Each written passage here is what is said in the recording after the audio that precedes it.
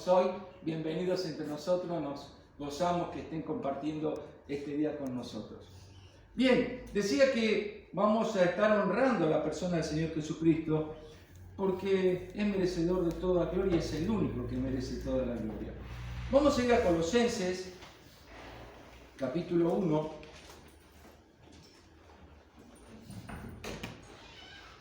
Y vamos a dar lectura desde el versículo 14 al 18. Y dice: en quien tenemos redención por su sangre, el perdón de pecado. Él es la imagen del Dios invisible, el primogénito de toda creación, porque en Él fueron creadas todas las cosas, las que hay en los cielos, las que hay en la tierra, visibles e invisibles, sean tronos, sean dominios, sean principados, sean potestades. Todo fue creado por Dios, por medio de Él y para Él. Y Él es antes de todas las cosas, y todas las cosas en Él subsisten. Y Él es la cabeza del cuerpo, que es la iglesia, el que es el principio, el primogénito de entre los muertos, para que en todo tenga la preeminencia. Y cuando se refiere aquí la palabra de Dios que en todo tenga la preeminencia, se está refiriendo a todo. A todo, como hemos leído, todo lo que tenga que ver con nuestra creación, todo lo que tenga que ver con la creación de la naturaleza, nuestra creación, con la iglesia en nuestras vidas, la preeminencia. La preeminencia significa que tenga el primer lugar, el lugar supremo, el lugar que solamente el Señor se merece y debe tener. Y comienza diciendo esta palabra: en quien tenemos redención por su sangre. Esta palabra redención significa rescatar mediante un pago. Esta palabra se utilizaba mucho en el tiempo de la esclavitud, cuando alguien quería liberarlo a ese esclavo, iba y pagaba un precio por ese esclavo para dejarlo luego libre. Y utiliza la palabra de Dios justamente esta palabra, redención. Y uno podría preguntar, ¿de qué éramos esclavos? Bueno, dice Juan 8:34, todo aquel que comete pecado, esclavo es del pecado. ¿Y quién podría decir que no comete pecado? El mismo apóstol Juan, en las epístolas que escribe, dice: si dijéramos que no cometemos pecado, hacemos mentiroso a Dios, porque pecamos. Todos hemos pecado. Todos hemos pecado. Dice Romanos 6, 17 y 18. Aunque erais esclavos, ahora libertados del pecado, venisteis a ser siervos. El Señor ha pagado por nosotros. En Romanos 3:26 dice: mediante la redención, vamos a buscarlo. Romanos 24.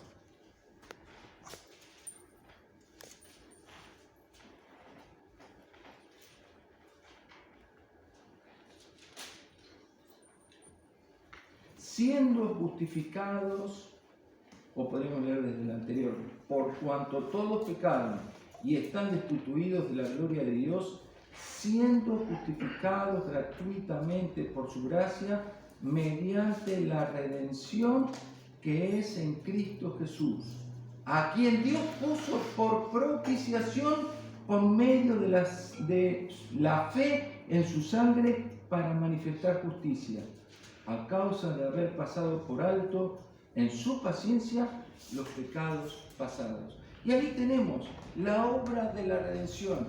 Jesucristo pagando a través de su sangre, que va vertiendo en la cruz del Calvario, o que vertió, mejor dicho, que vertió en la cruz del Calvario para que nuestros pecados sean limpios. Esa deuda que teníamos con Dios sea pagada.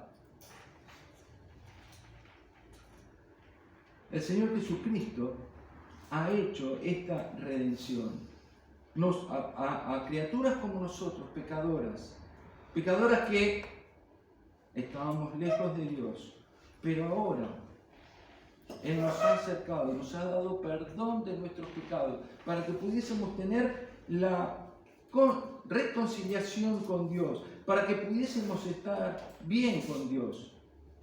Pero hablando de la persona del Señor Jesucristo, el versículo 15 dice: Él es la imagen del Dios invisible. El Señor Jesucristo decía en San Juan 12:45: el que me ve, ve al que me envió. Mostrando que en el Señor Jesucristo veíamos a la persona de Dios. En el Señor Jesucristo se manifiesta Dios y vemos la persona de Dios. Porque el Señor Jesucristo y el Padre, como dice en Juan 10:30, yo y el Padre uno somos. No hay diferencias entre el Padre y el Hijo. No hay...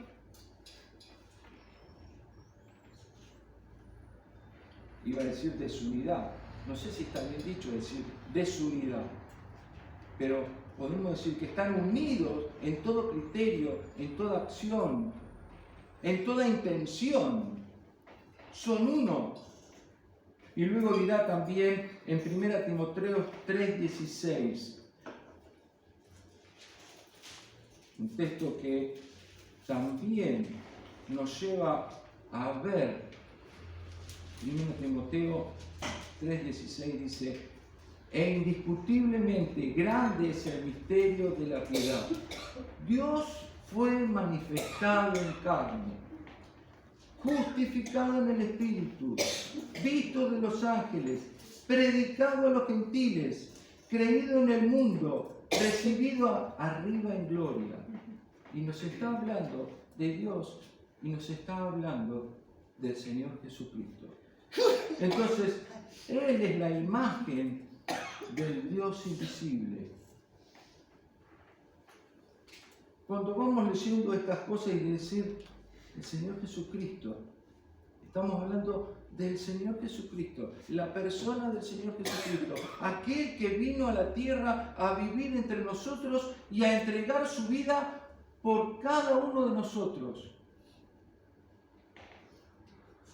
El santo tomando la posición que me correspondía a mí. Qué obra de amor, ¿no? Qué obra maravillosa. Aquel que no necesitaba hacer todo eso, lo quiso hacer por amor a nuestras vidas. Luego dice el versículo, el 15 también, la segunda parte dice: primogénito en toda creación. Y nos está hablando del principio, porque, ojo, no entender como primogénito que el Señor Jesucristo fue creado, porque el Señor Jesucristo no fue creado. El Señor Jesucristo es eterno, al igual que el Padre. Él parte de la Divina Trinidad. Al igual que el Padre, tiene la eternidad del Padre. No tiene ni principio ni fin. Aunque luego el Señor Jesucristo nos va a decir también que Él es el principio y el fin, como diciendo, fuera de Él no hay nada. Pero cuando dice aquí, primogénito de toda creación, nos habla de su preexistencia. ¿Podemos entender que la persona del Señor Jesucristo ya estaba pensada antes de nuestra creación? Dios, lo he dicho algunas veces creo, Dios en su conocimiento, en su omnisciencia, en todos esos atributos que tiene Dios, antes de ver que iba a hacernos a nosotros, antes que viera que iba a hacer toda la creación, vio que el hombre, que esa criatura que Él tanto amó y ama, iba a caer. Y por cuestión de la desobediencia, el pecado, iba a haber una ruptura en la comunicación, en la comunión de Dios con esa criatura. Por lo cuanto, ya desde la eternidad estaba el Señor predispuesto. La segunda persona de la Divina Trinidad, el Verbo, el Logos que nos habla Juan capítulo 1, versículo 1, ya estaba predispuesto a venir a la tierra a buscarnos a nosotros. Dios pensó en ese plan magnífico. Él quería tener una relación con una criatura que Él formó a imagen y semejanza de Él, pero que el hombre por desobediencia se iba a apartar. El pecado cortaba la comunión y Dios quería seguir teniendo comunión con cada uno de esa criatura que Él había hecho, de esa creación, el hombre. Y por amor que dice, ¿quién irá? Y el Señor Jesucristo en la eternidad decide ir. Y el Señor Jesucristo participó también en toda la creación. Podemos ver en Génesis capítulo 1, 26, cuando comienza a ser el hombre, vemos que la palabra en plural hasta ese momento no se había utilizado en la creación. Y Dios creó, dice, cada vez que fue creando cada uno de los días. Pero en el versículo 26 dice, dijo Dios, hagamos al hombre. Y en ese dijo Dios está mostrando la Divina Trinidad, formando parte de la creación del ser humano. Hagamos al hombre. Luego, en Génesis 3:22,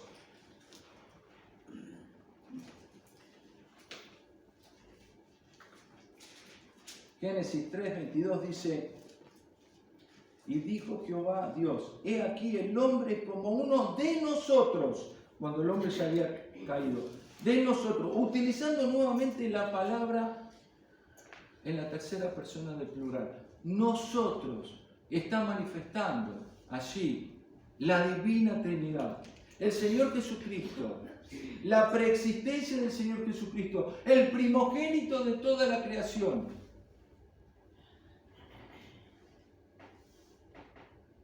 El Señor Jesucristo, por amor de nosotros, estuvo esperando que el tiempo se cumpliera para venir a hacer la obra de redención. Nos entra en la cabeza pensar que desde el mismo momento que el Señor estaba creando al hombre, el Señor sabía que iba a tener que venir a morir por nosotros. Cuando pienso eso no lo entiendo, pero digo, Señor, qué grande amor que nos tienes. Qué grande amor que me tienes, Señor. Siendo un digno pecador, Él viniendo a morir y esperando el momento determinado para Él venir a buscarnos. Pero no solamente dice allí en Colosenses, dice que Él es la cabeza de la iglesia. Y aquí tenemos que entender a la iglesia no como una organización. No como una organización. Una organización es una asociación de personas que son reguladas por normas en función de fines, para fines determinados. Aunque alguno por ahí podría pensar, es parecido, suele ser parecido, pero la iglesia no es una organización, es un organismo. Es un organismo vivo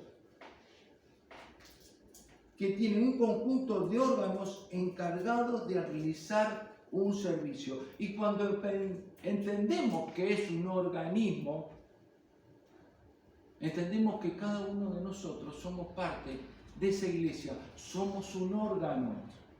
No somos una entidad individual como podría ser lo que tiene una organización. Por eso que habla de cuerpo. La cabeza de la iglesia, que es su cuerpo. Nosotros, como órganos dentro de este organismo, dependemos cada uno y de forma individual del Señor.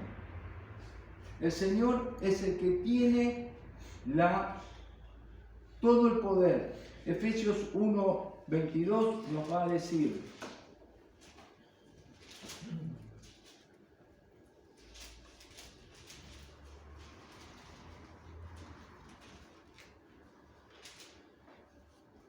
Efesios 1, 22. Y sometió todas las cosas bajo sus pies y lo dio por cabeza sobre todas las cosas a la iglesia, la cual es su cuerpo, la plenitud de aquel que todo lo llena en todo. Le está dando ese lugar de autoridad. Y cuando pensamos que es la cabeza de la iglesia, es que el que da las órdenes, el que nos dice cómo andar, es quien nos dice cómo avanzar, es quien dice, pará, por acá no, vamos por aquel lado. Y nosotros lo único que tenemos que hacer es obedecer al Señor. La persona del Señor Jesucristo es, cuando atamos todo esto, que el Señor era antes de toda la creación, que el Señor participó de la creación, que el Señor es el mismo creador, porque dice en Colosenses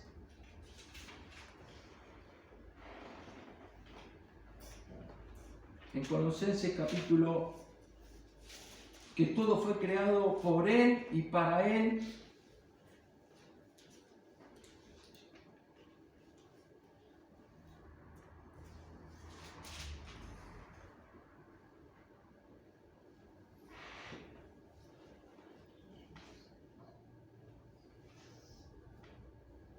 Colosenses, el versículo 16. Primero Colosenses capítulo 1, versículo 16, cuando dice en la última parte del versículo, todo fue creado por medio de Él y para Él. Y cuando se refiere también a todo fue creado por Él y para Él, está hablando de la iglesia también. Nosotros como organismo estamos creados para Él, para rendir toda la gloria, toda la alabanza. Tenemos que entender lo grande de la persona del Señor Jesucristo para poder adorarlo y alabarlo como Él se merece. Porque podemos entender que Él murió en la cruz del Calvario por nosotros, pero también tenemos que entender la persona del Señor Jesucristo, lo grande que es, lo maravilloso que es, el amor que tuvo por nosotros. Y en estos versículos nos está mostrando quién es Él. Yo les quiero leer una poesía que escribió un autor que me impactó cuando la escuché. Dice, y escribe este poeta, de veras no sabía cómo iniciar esta canción, cómo empezar a describir a alguien tan indescriptible. No existe una palabra, un texto o una oración que pueda definir un amor tan increíble. No hay versos que puedan ayudar a este poeta. Cualquier articulación se quedaría incompleta. ¿Cómo plasmar en una simple libreta a la persona más grandiosa que ha pisado este planeta? Emmanuel, Dios con nosotros, el Hijo del Hombre, el único que tiene un nombre sobre todo nombre, asombroso, Alfa y Omega, victorioso, 1000 veces santos, 1000 veces glorioso, razón de mi existencia, maestro por excelencia. Los ángeles se postran ante su magnificencia. Él es merecedor de la mejor alabanza, Él es mi esperanza. La segunda estrofa dice, el líder más grande que haya existido, el rey más humilde que he conocido, el nombre más influyente, verdaderamente salvador, deseado, prometido. Ni siquiera mi canción lo puede describir. Para entenderlo, tú lo tienes que seguir. Tuvo que morir y volver a vivir, para darnos razón de existir. Crucifixión, resurrección, sangre derramada por mí. Redención, sufrió la peor humillación, pero ahora tiene la mayor exaltación. La muerte no pudo con su perfección. Su nombre es sinónimo de salvación. El reino es más grande que la religión. Perdón, su reino es más grande que la religión. Su hazaña no tiene comparación. En la tumba de Mahoma están los huesos de Mahoma. En la tumba de Buda están los huesos de Buda. No hay ídolo que haya resucitado todavía. Solo Cristo al tercer día dejó la tumba vacía. La ciencia podrá negar su existencia. Podrán decir que nuestra fe en Jesús es ignorancia, pero no podrán borrar lo que Él hizo en mi ser. Jamás podrán lograr que yo en Él yo deje de creer. Y realmente, cuando hemos experimentado la obra del Señor Jesucristo en nuestro ser, no podemos más que adorar y alabar al Señor. Cuando entendemos realmente el grande, el magnífico, el glorioso, el 3 veces santos, vino a la tierra para morir por nosotros, no podemos más que caer rendidos a sus pies, adorarlo. ¿Cuánto más decir si tenemos que entregarle nuestra vida? Decía que significaba la palabra redención, ¿no? Y hablaba de aquella figura cuando alguien compraba a un esclavo para darle libertad. El Señor hizo eso con nosotros. En la antigüedad, conocen la historia, ¿no? Existía la posibilidad que el esclavo se quede sirviendo a ese señor que le había dado la libertad. Hoy tenemos la libertad de poder elegir, de servir, de entregar mi vida al Señor, de estar con Él, que Él esté con nosotros todos los momentos de mi vida, permitirle a Él que guíe nuestras vidas, que sea partícipe de nuestra vida, en todas nuestras decisiones, en cada momento al respirar. Pero es una decisión que tomamos cada uno de nosotros. Nuestra forma de vivir adora y alaba y engrandece al Señor. Hermanos, que en esta tarde, o mejor dicho, en esta mañana, podamos alabarle al Señor con toda nuestra mente, con todo nuestro raciocinio. Sabiendo esto, termina este versículo diciendo, el primogénito de entre los muertos. Sabiendo que, como decía esa poesía, el Señor no quedó en la tumba, el Señor está glorioso en los cielos, esperando, y como cuando leemos, cada vez que leemos aquel pasaje de Corintios, para la cena del Señor, nos habla de su venida. Y qué hermoso es pensar que el Señor no quedó en la tumba, ni como quedó Mahoma, ni como quedó Buda, sino que está a la diestra de Dios, esperando aquel momento de venir a buscarnos a nosotros, esperando aquel momento que Él en las nubes venga a buscar a su iglesia. No falta mucho, hermanos, no falta mucho.